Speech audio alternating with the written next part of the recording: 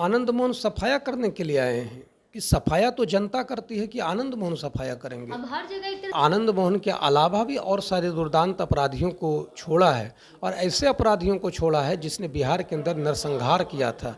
5-6 तो ऐसे अपराधी हैं जो नरसंहार में आरोपी हैं। ऐसे लोगों को नीतीश सरकार ने छोड़ा है। देखिए, भारतीय जनता पार्टी के खिलाफ जिस किसी व्यक्ति का तेवर बदला है या तेवर उग्र हुआ है, वह समय के साथ उसका तेवर खुद समाप्त हो गया है। तो इस देश के अंदर 50 करोड़ हृदय के अंदर, मन के अंदर, तन के अंदर कमल बसा हुआ है और कमल के खिलाफ यदि कोई व्यक्ति बोलता है, कमल के विरोध में बोलता है, कमल को कुचलने की बात करता है, तो 50 करोड़ व्यक्तियों के खिलाफ वो व्यक्ति बोलता है। इस बात को समझने की आवश्यकता है। देश के अंदर 50 करोड़ व्यक्तियों की हृदय में कमल बसा हुआ है, पूरे हृदय में बसा हुआ है, तन मन में बसा हुआ है। मायावती ने भी कभी एक प्रकार का नारा दिया था, दलित मुस्लिम भाई भाई, हिंदू जाति कहाँ से आई। भारतीय जनता पार्टी जाति की राजनीति करती नहीं है, समग्र समाज की चिंता करते हुए राजनीति करती है। इसलिए आनंद मोहन यदि इस प्रकार की बात बोल रहे हैं तो निश्चित तौर पर इन बातों का कोई अर्थ नहीं है।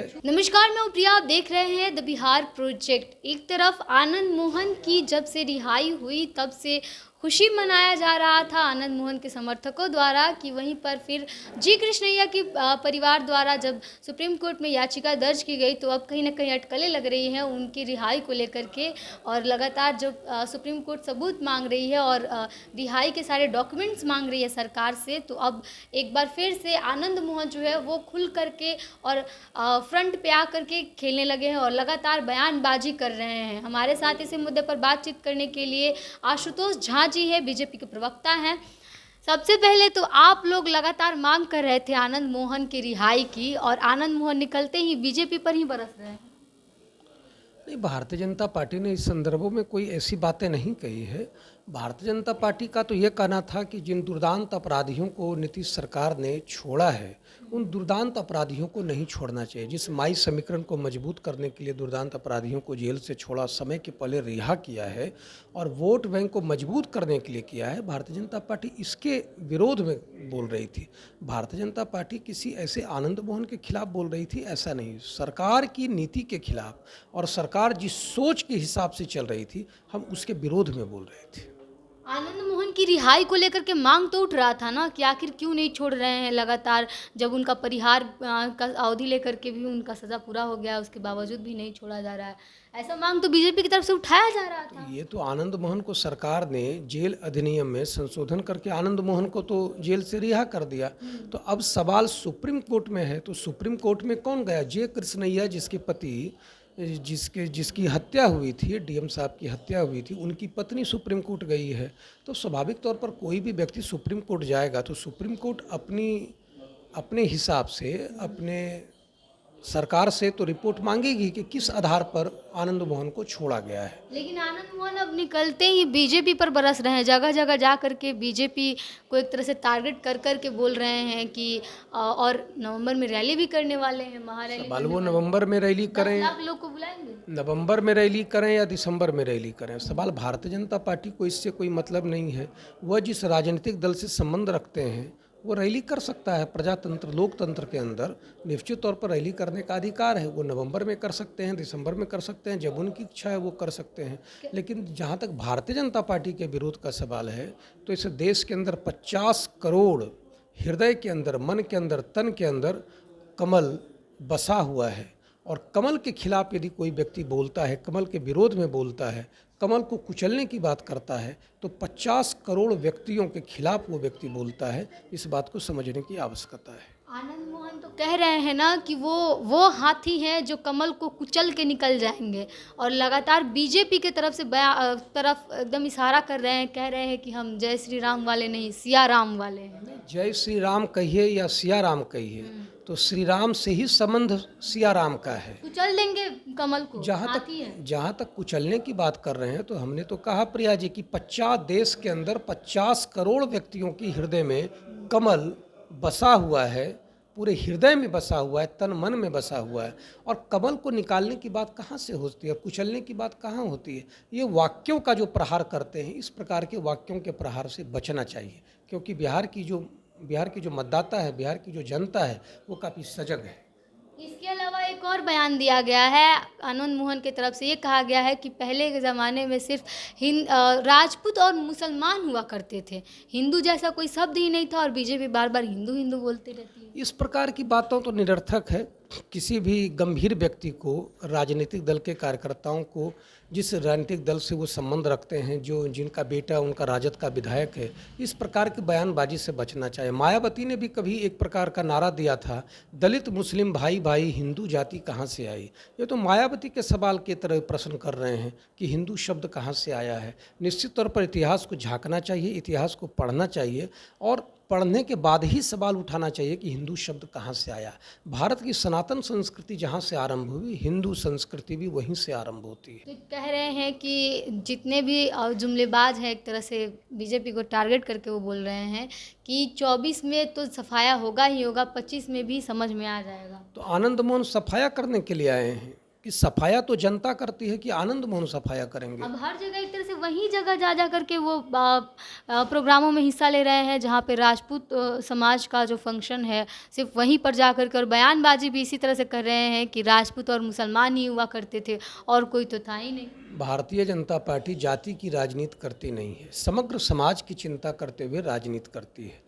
और भारतीय जनता पार्टी का स्पष्ट मानना है कि हम केवल राजनीति के लिए राजनीति नहीं करते हैं, हम समाज बदलने के लिए राजनीति करते हैं। समाज बदलने के अभियान में भारतीय जनता पार्टी निरंतर जुटी रहती है, और 24 घंटे काम करने वाला एक ऐसा दल है जो देश और समाज के लिए समर्पित है। हम किसी जाति और समाज के लिए राजनीति नहीं करते, हम विकास की राजनीति करते हैं। जिस प्रदेश के अंदर राजनीति करते हैं, उस प्रदेश के विकास के लिए राजनीति करते हैं। इसलिए आनंद मोहन यदि इस प्रकार की बात बोल रहे हैं, तो निश्चित तौर पर इन बातों का कोई अर्थ नहीं है। छुपा नहीं है ये किसी से कि किस तरह से आनंद मोहन की रिहाई से पहले बीजेपी जो है वो लगातार समर्थन दे रही थी आनंद मोहन को, और इसके बाद जब उनकी रिहाई हुई तो कुछ जो नेता हैं वो लोग भी पहुंचे थे, और उसी स्टेज पर पहुंचे थे जहां पे आनंद मोहन पहुंचे थे। लेकिन बावजूद उसके निकलते ही जो आनंद मोहन का तेवर बदला है बीजेपी के खिलाफ, उस पर क्या कहना चाहिए? देखिए, भारतीय जनता पार्टी के खिलाफ जिस किसी व्यक्ति का तेवर बदला है या तेवर उग्र हुआ है, वह समय के साथ उसका तेवर खुद समाप्त हो गया है। क्योंकि भारतीय जनता पार्टी मतदाता जनता के बीच काम करने वाला दल है, और जनता की हृदय तक पहुंचने वाला दल है, जनता के देहरी तक पहुंचने वाला दल है। और हम एक एक व्यक्ति के देहरी तक पहुंचते हैं। जो दल देहरी तक पहुंचने वाला दल है, तो निश्चित तौर पर उस दल के खिलाफ ये विरोध में कोई व्यक्ति बोलता है तो मतदाता पर, जनता पर उसका कोई अर्थ नहीं रह सकता है, और उसको लोग गंभीरता से भी नहीं ले सकते हैं। लोकतंत्र के अंदर किसी को भी गंभीरतापूर्वक सलीके में रह करके कुछ भी बोलने का अधिकार है। लेकिन लोकतंत्र में बोलने के अधिकार का मतलब यह नहीं होता है कि आप कुछ भी बोल जाएं। माननीय ऑनरेबल सुप्रीम कोर्ट ने भी कहा था कि बोलने की स्वतंत्रता का मतलब यह नहीं होता है कि आप कुछ भी बोल जाएं, वह भी मर्यादा की श्रेणी में ही आना चाहिए। सुप्रीम कोर्ट बिहार सरकार से एक तरह से मांग रही है, आपके लिखित दीजिए और रिहाई के जो पूरे डॉक्यूमेंट्स है वो दीजिए। क्यों रिहा किया गया ये बताइए। तो क्या लगता है एक बार फिर से आनंद मोहन पर शिकंजा कस सकता है? यह तो सुप्रीम कोर्ट का मामला है, सुप्रीम कोर्ट में यह मामला गया है। सुप्रीम कोर्ट स्वाभाविक तरीके से, जिस सरकार ने जेल अधिनियम में संशोधन करके उसे रिहा किया है, और आनंद मोहन के अलावा भी और सारे दुर्दांत अपराधियों को छोड़ा है, और ऐसे अपराधियों को छोड़ा है जिसने बिहार के अंदर नरसंहार किया था। 5-6 तो ऐसे अपराधी हैं जो नरसंहार में आरोपी हैं। ऐसे लोगों को नीतीश सरकार ने छोड़ा है। अब तो ये सुप्रीम कोर्ट का मामला है कि सुप्रीम कोर्ट किस अनुच्छेद के तहत आनंद मोहन से सवाल करती है और उसका उत्तर भी देती है।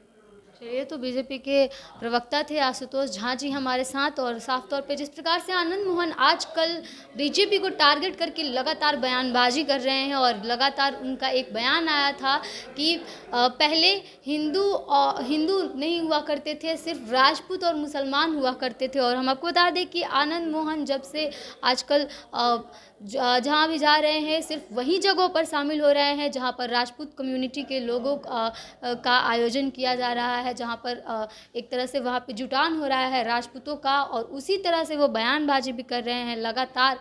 और उन्होंने बीजेपी के खिलाफ अब बोलना शुरू कर दिया है। पहले नहीं बोल रहे थे, लेकिन अब जो हैं वो आनंद मोहन लगातार बीजेपी को निशाना कर रहे हैं। कह रहे हैं कि कमल वो हाथी है, वो ऐसे हाथी हैं जो कमल को कुचल के रख देगा, और ऐसे ऐसे बयान वो बीजेपी के खिलाफ दे रहे थे। लेकिन जब आनंद मोहन की रिहाई नहीं हुई थी, उस वक्त बीजेपी ही है जो लगातार मांग कर रही थी और कह रही थी, आवाज़ उठाने की कोशिश कर रही थी कि राजपूतों के जो नेता हैं आनंद मोहन, उनकी रिहाई आखिर कब होगी।